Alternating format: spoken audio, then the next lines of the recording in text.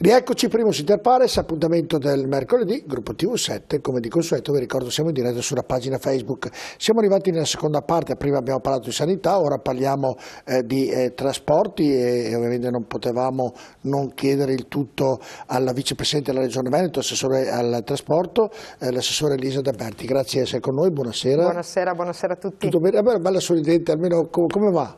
Tutto bene, tutto dai, bene, tutto bene. È orientata alle vacanze, ha fatto le vacanze oppure ha lavorato? Abbiamo fatto un po' di giorni di vacanza, meritate, però siamo di nuovo operativi. Meritate. Senta, così detto, il trasporto come va qui in Veneto? Prima di parlare, approfondirlo, ma allora, così, se dovesse darle un voto, che voto dà?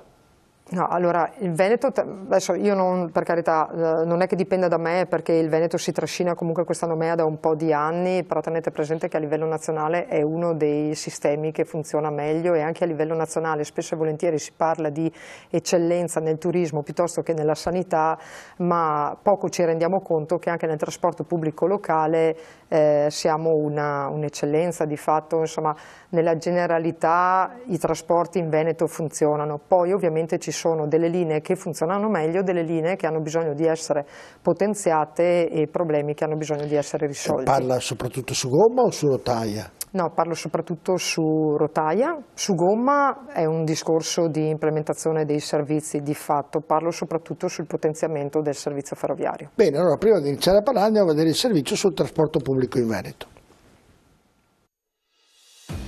Una regione sempre in movimento. A guardare i numeri e al di là del gioco di parole, difficile trovare una definizione migliore per il Veneto. Sì, perché ogni giorno nel territorio regionale si spostano da casa per studio, lavoro, svago e tempo libero oltre 3 milioni di persone, che rappresentano più del 90% dei residenti nel territorio tra i 14 e gli 80 anni, e lo fanno utilizzando i 10.000 km di strade regionali e provinciali e i 576 km di autostrade. Una parte importante di questi spostamenti avviene utilizzando il trasporto pubblico. Il Veneto infatti risulta al secondo posto per numero di passeggeri trasportati dal trasporto pubblico locale per abitante, con un valore di 308 unità, quando la media nazionale è a 181. Per gli spostamenti più brevi il mezzo di trasporto pubblico più utilizzato è quello dell'autobus. Sono 3.307 quelli presenti in tutta la regione e in dotazione alle varie province.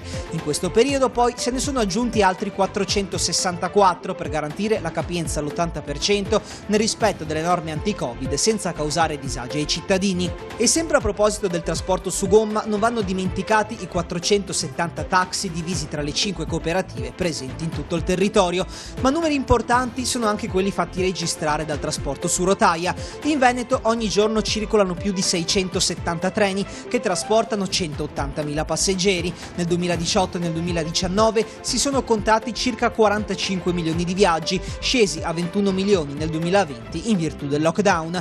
Sul fronte del trasporto ferroviario la Regione ha previsto importanti investimenti. Dal 2018 e fino al 2023 verranno consegnati 78 nuovi treni, 22 dei quali sono già attivi, che permetteranno così di ringiovanire la flotta su rotaia. Quanto al trasporto su acqua, realtà tipica del centro storico di Venezia, in laguna e tra i canali circolano 159 imbarcazioni tra vaporetti, motoscafi, motonavi e navi traghetto. Infine gli aeroporti. Nel 2019, anno pre-Covid, Venezia, Treviso e Verona hanno fatto registrare in totale oltre 18 milioni di passeggeri, crollati a poco più di 4 milioni nel 2020. Una regione insomma che ha fatto della mobilità una sua prerogativa in virtù della sua conformazione e del suo posizionamento geografico, e una fetta importante di questi spostamenti è garantita proprio dal trasporto pubblico. Allora, è una scheda riassuntiva, ne abbiamo modo di parlare. Poi tra l'altro oggi la Regione, quindi l'assessore D'Alberti ha stanziato 68 milioni di euro ovviamente per anticipare i soldi che dovrebbero arrivare dallo Stato, se non sbaglio, giusto? Sì, diciamo che le aziende, noi le abbiamo detto, non è un problema di avere le risorse, ma quando le aziende riescono ad avere le risorse hanno problemi di liquidità, di cassa. Ovviamente noi abbiamo fatto una norma nella finanziaria dell'anno scorso dove abbiamo dato la possibilità, ovviamente a noi stessi, una legge regionale, di poter liquidare fino al 90% dell'anticipo del Fondo Nazionale Trasporti. Abbiamo liquidato sostanzialmente 68 milioni, 43 per 68 milioni, sono 43 circa per la gomma e l'acqua e la differenza per il ferro, in modo da dare tranquillità alle aziende che possano operare, e nel frattempo arriveranno i soldi da Roma. Esatto, in modo che abbiano sotto un aspetto economico un po' di garanzia, anzi un po' di soldi per poter andare avanti, semplificando il tutto. Senta, prima di iniziare a parlare del trasporto, com'è la situazione, treni e tant'altro, il Covid ha inciso notevolmente nel trasporto della nostra regione per moltissimi motivi: uno, per la capienza che ovviamente è stata ridotta, due, ovviamente per le distanze, insomma per tutto quello. Ecco, ci racconti un po' questi 2 anni, 1 anno e mezzo di Covid sotto un profilo trasporti, e ovviamente visto che sono stati aumentati nelle varie città, soprattutto ora che sono state riaperte le scuole, com'è la situazione? Allora, sono stati due anni difficilissimi per il trasporto, perché nel momento in cui tu limiti la mobilità... Poi che immeritatamente di contestazioni, io le dico... Sì, ma dopo glielo dico anche immeritatamente, ma confermato dai dati, perché spesso e volentieri si è usato il trasporto come il capro espiatorio a cui addossare tutte le colpe. Danno le colpe senza un'analisi diciamo concreta dei trasporti. Tenete presente, prima vedevo nel video che sui treni tutti i giorni viaggiano dai 160 ai 180 mila passeggeri. Durante il lockdown e subito a seguire dopo il lockdown parlavamo di 7.000 passeggeri al giorno. Cioè uno quando pensa alla corsa, magari che arriva in ritardo, al treno che viene cancellato, dopo sembra che tutto ti frani addosso, il treno è stato cancellato, sono sfortunato, i trasporti non funzionano, però poi non consideriamo che solo sui treni sono 600 le corse che tutti i giorni vengono fatte in Veneto, e tutti i giorni, soprattutto per il trasporto scolastico, sulla gomma diciamo parliamo di 25-26 mila corse giornalmente che vengono fatte, e quindi sono numeri importanti. Le persone ovviamente, soprattutto con lo smart working, un po' le riduzioni, il fatto che le aziende per tanto tempo sono state chiuse, aperte, chiuse, lo smart working, la gente che comunque non utilizza più i mezzi pubblici per andare al lavoro, sicuramente l'equilibrio economico-finanziario dei piani che stanno alla base dei contratti, perché comunque il trasporto pubblico locale in Veneto ci sono tutti i contratti con le aziende di trasporto, ovviamente adesso è un grosso problema, perché quei flussi di mobilità che stavano alla base del piano ovviamente in questi 2 anni non ci sono stati, e per poter tornare ai numeri pre-Covid ci vorrà ancora un po' di tempo. Ieri ero in Piazzale Roma, parlavo con i tassisti, avete nominato anche i tassisti e li voglio nominare perché sono un po' una categoria insieme ai noleggiatori un po' dimenticata. Diciamo che quando parliamo di trasporti parliamo soprattutto di trasporto pubblico, ma ci dimentichiamo che anche i tassisti e i noleggiatori, gli NCC, sono stati fortemente colpiti da questo, e parlavo con alcuni tassisti in Piazzale Roma e mi dicevano: assessore, le grandi navi da una parte, l'aeroporto dall'altra, che comunque è ancora sottotono rispetto alle potenzialità del pre-Covid, qui la gente non c'è, manca, e noi siamo fermi e non lavoriamo. Quindi gli effetti, al di là delle aziende pubbliche, che magari le aziende pubbliche si urlano, si sbracciano, chiedono di avere certezze, però io non ho mai non mi sono mai preoccupata in questi 2 anni delle risorse che avrebbero dovuto arrivare per poter dare tranquillità alle aziende di trasporto, perché quello lo considero un atto dovuto. Infatti io non mi sono mai preoccupata di questo, infatti il governo è sempre stato presente, anche quest'anno insomma hanno stanziato 840 milioni per il 2021, di cui una parte sono già stati liquidati, e adesso arriveranno i soldi per i servizi aggiuntivi del secondo semestre. Però c'è tutta una fetta di trasporto l'atipico piuttosto che il trasporto non di linea che sono veramente in difficoltà, e nonostante l'economia stia ripartendo, una città come la città di Venezia meno si sente a Treviso, a Padova e a Verona, però l'economia ad esempio della città di Venezia è molto legata all'aeroporto, è molto legata alle grandi navi. Tolti questi 2 infrastrutture rischiamo di veramente di azzoppare. Ma in questo passaggio, assessore, di questo Covid, ovviamente c'è stata una richiesta, proprio perché la responsabilità di tanti che hanno ripreso il Covid è stata data ai trasporti, e perché venivano affollati. Sì, guardi, allora, i mesi più brutti del Covid sono stati l'anno scorso, novembre, dicembre, gennaio. È vero.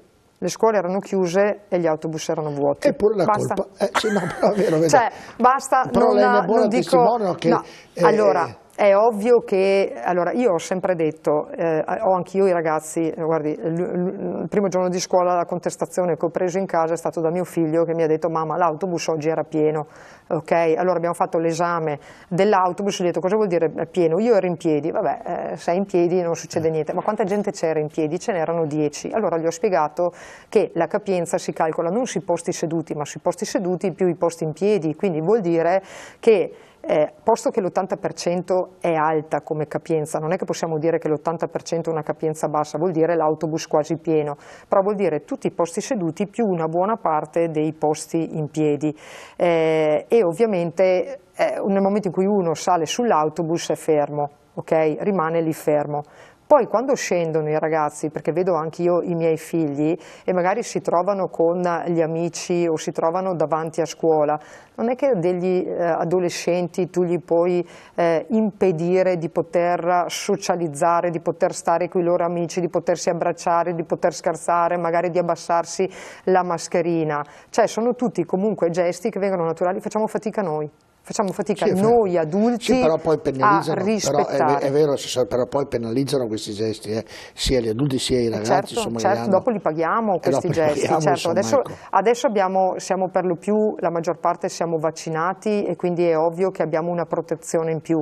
Però l'anno scorso quando mi dicevano, insomma, io facevo anche le riunioni di sera con gruppi di genitori, perché al di là di quello che mi diceva l'azienda di trasporto, a me piace sentire anche chi utilizza il mezzo, perché magari chi utilizza il mezzo vede, con i ragazzi, anche facevamo gli incontri anche con i ragazzi, mi facevano delle segnalazioni che poi io raccoglievo, portavo all'attenzione dell'azienda di trasporto e gli dicevo: mi segnalano queste cose, verificate se sono effettivamente vere, se sono vere intervenite, potenziate, cioè cercate, perché anche il dialogo trasporti scuola non è semplice. In questo la dottoressa Palumbo l'anno scorso devo dire che è stata veramente determinante, perché ha fatto un lavoro straordinario. Ma senta, quando salgono gli autobus, perché io è da mo' che non li prendo, quindi il controllore, cioè l'autista controlla il numero dei passeggeri, oppure purtroppo allora, non il problema dei controlli è sempre stato uno dei grandi problemi, perché lo Stato nei DPCM che poneva in capo alle aziende di trasporto sostanzialmente il controllo, però non è che le aziende di trasporto con il personale che hanno sono nelle condizioni, cioè l'autista o guida e rispetta l'orario, perché altrimenti se si ferma e si mette a contare gli utenti non riesce ad arrivare in tempo dove deve arrivare. E nelle mansioni, insomma, i sindacati si erano un po' opposti a questa cosa, perché dicevano l'autista non può fare questo controllo. Quindi? Poi dicevamo, se l'autobus è già pieno e l'autista a colpo d'occhio vede che l'autobus è pieno, al Ministero, mi ricordo nelle discussioni che facevamo, dicevamo: ma se l'autobus è pieno cosa dobbiamo fare? Tirano dritto, non si fermano alla fermata. Noi dicevamo: vabbè, ho capito, è quello che deve andare a lavorare, quello che deve andare a scuola, che è lì fermo, come fai? Tutti questi discorsi li facevamo prima di ragionare sul potenziamento di mezzi aggiuntivi. Quando io l'anno scorso a novembre chiamai le aziende di trasporto e gli dissi: ascoltate, cioè qua indicazioni non ne abbiamo, la capienza non sappiamo quando sarà, però a gennaio la scuola riapre, io ho bisogno di fare con voi un piano per la ripartenza. Allora mi dovete dire quanti autobus vi servono, partendo dal presupposto che l'autobus privato ha solo i posti seduti omologati, quindi l'80% degli autobus privati è l'80% dei posti seduti, non esistono i posti in piedi. Invece l'autobus per il trasporto pubblico locale ha l'omologazione dei posti seduti più i posti in piedi. E disse alle aziende: mi dite anche quanto personale avete bisogno per potenziare i controlli e cercare di fare un po' di anti-assembramento. Allora loro subito si sono preoccupati e mi hanno detto: sì, vabbè, ma se noi facciamo tutto questo, i soldi chi ce li dà? Perché giustamente le aziende dicono, cioè hanno un costo.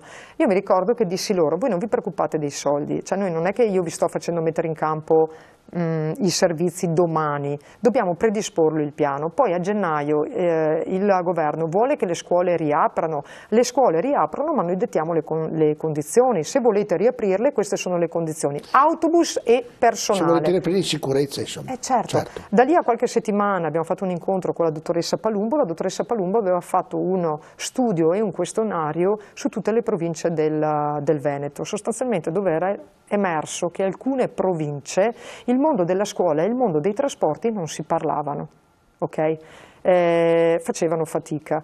Allora abbiamo riunito un tavolo con la collega Donazzana, abbiamo fatto un tavolo a livello regionale, provincia per provincia, con il mondo dei trasporti e il mondo della scuola, quindi li abbiamo accompagnati noi, fronte regione, la dottoressa Palumbo, fronte scuola, sostanzialmente in questo colloquio.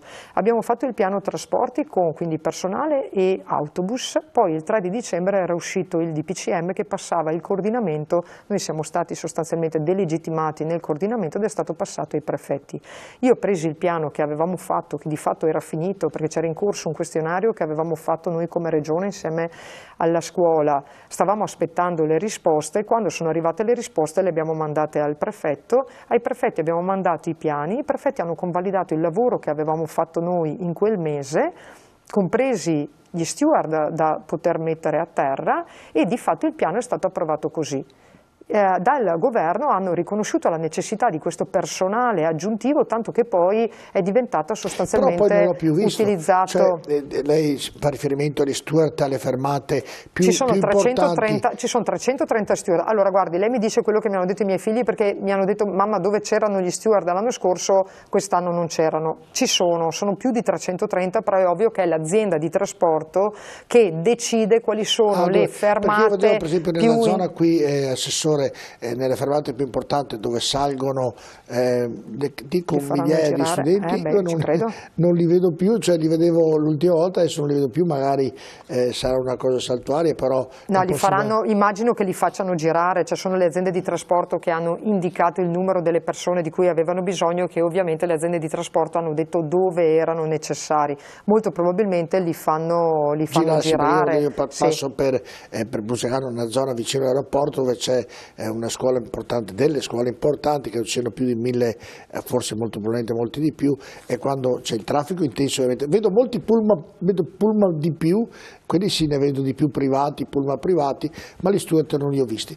Ma al di là di questo, senta, il costo ovviamente del trasporto per i ragazzi della scuola è notevolmente aumentato nella regione per via di questi autobus privati che hanno ovviamente diluito, dimezzato la capienza negli autobus comunali, quelli pubblici insomma. No, allora, il costo del trasporto è sempre quello, però il costo maggiore dei servizi aggiuntivi viene coperto da Roma. Ah, viene coperto da Roma, ma di tutto il servizio aggiuntivo a livello nazionale. Ecco, è quello che dicevo prima, certo, che di fatto sono... quanto è inciso questo? Guardi, l'anno scorso eravamo intorno ai 100 milioni di euro per il 2020 e quest'anno hanno stanziato già 840 milioni e sarà un'altra bella tranche. Senta, ma questa qui secondo voi avete fatto, se la gente si vaccina e via discorrendo, anche terminerà, oppure per il momento è una programmazione che andrà anche per le lunghe?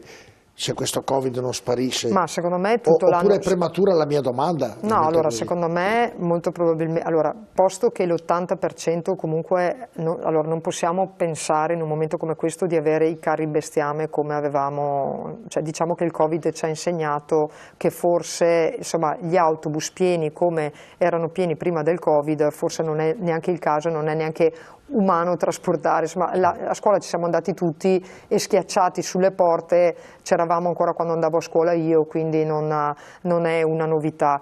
Però quella di poter quando si poteva, vabbè, insomma correvi per prenderti il posto, insomma facevi un po' il gioco della... Le ho detto che era bello non nel senso che andavo a si schiacciare, era bello perché stavamo tutti bene, si poteva fare in questo senso, sì, non c'era il Covid, non c'era questo problema, però secondo me per tutto l'anno scolastico i servizi aggiuntivi rimarranno, almeno per tutto questo anno scolastico. L'obiettivo adesso è di mantenere le condizioni per permettere ai ragazzi di poter andare a scuola. Ci sono dei prestiti che ho visto perché è arrivata a me come genitore, la scuola di uno dei miei figli, dove il preside ha richiamato gli studenti al rispetto delle norme, a non fare assembramenti, a tenere la mascherina, a disinfettarsi le mani, perché c'è qualche problema nella gestione di migliaia e migliaia di studenti anche all'interno delle scuole, quindi non è facile neanche sul fronte scuola. Io le faccio delle domande che poi si pongono la gente, quindi anche, senta, tutti gli autobus nelle varie città, Padova, Venezia,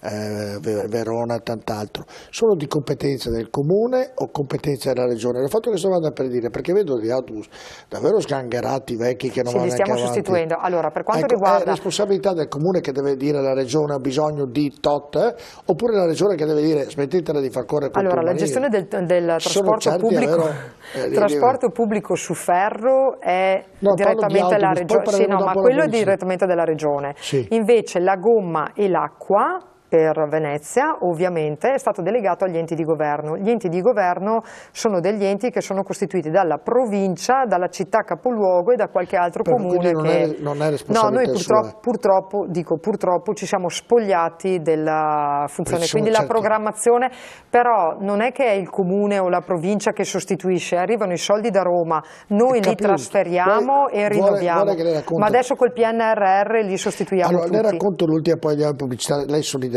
Allora c'è una zona qui di Padova dove hanno cambiato il percorso di un autobus, ovviamente è stata la consulta che ha chiesto, il comune l'ha accontentata, però all'interno ci sono dei cittadini che il pullman passa davanti a casa loro, avevano parcheggiato la macchina, ora si arrabbiano, è sempre divisa la cosa, no? Ma non è questo il concetto è che il pullman si ferma davanti a delle villette e questo pullman rimane acceso durante. Allora ovviamente i cittadini escono e hanno detto ma lo può spegnere gentilmente, perché almeno finché fa la fermata non proprio quella generale del capolinea spenga il motore, e questo gli ha detto non posso spegnerlo perché se lo spengo non riparte più. Non so se è stata una scusa questa che ha cercato no, allora ci sono degli autobus però che sono... voglio dire, siamo a livelli davvero, se si spegne non riparte più. Erano tanti gli autobus da sostituire, le aziende di trasporto anche in autofinanziamento hanno fatto... Ieri, il giorno di ieri questo è successo. Ma anche con i treni abbiamo lo stesso problema, di treni che magari vengono tenuti accesi d'inverno e abbiamo le lamentele.